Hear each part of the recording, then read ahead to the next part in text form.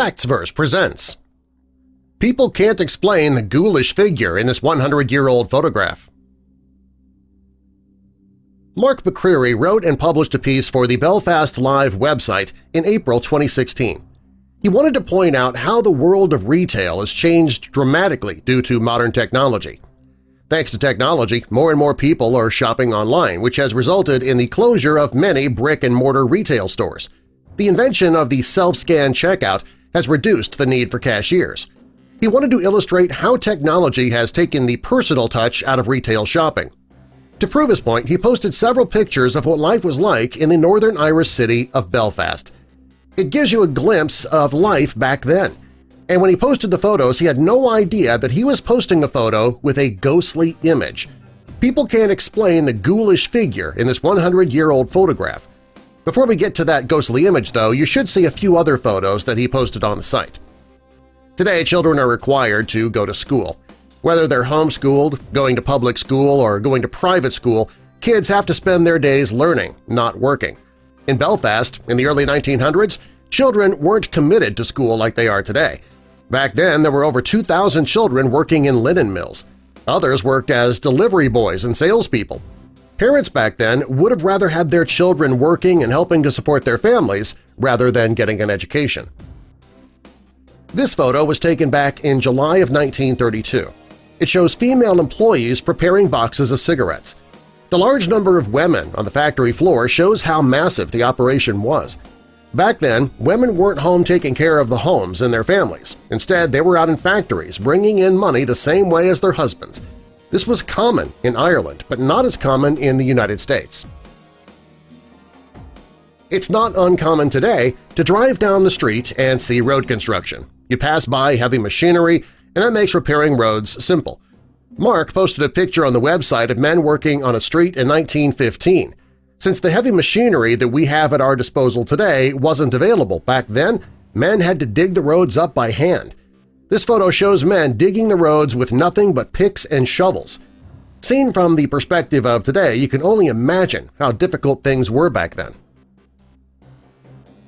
Working at a whiskey distillery today is much different than it was in the early 1900s.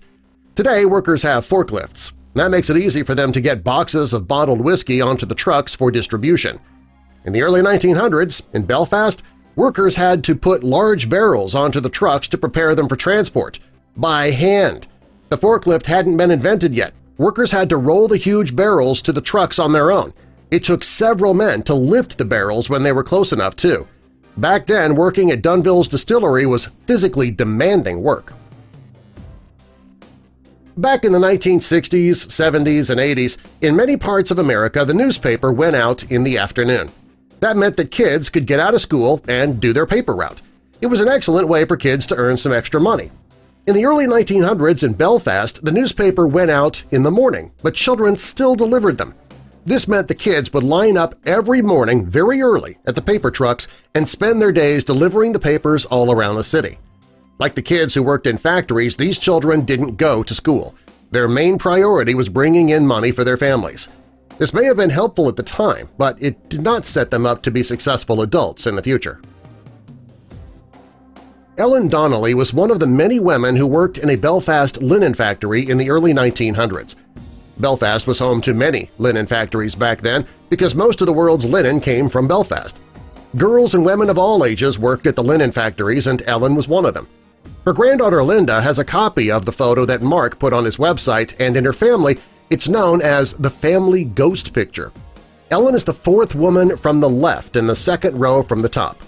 At first glance, the picture looks normal. It takes a keen eye to see the ghostly image in the photo. Each of the women in the photo is standing with their arms folded.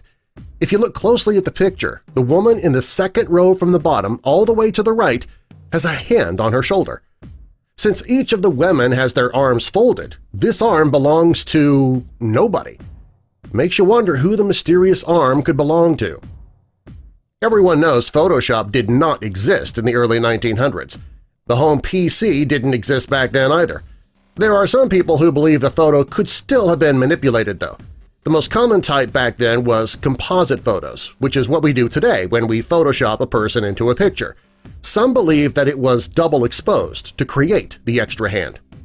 The question, though, would be why would somebody want to add a ghostly hand to this kind of photo back in the 1900s?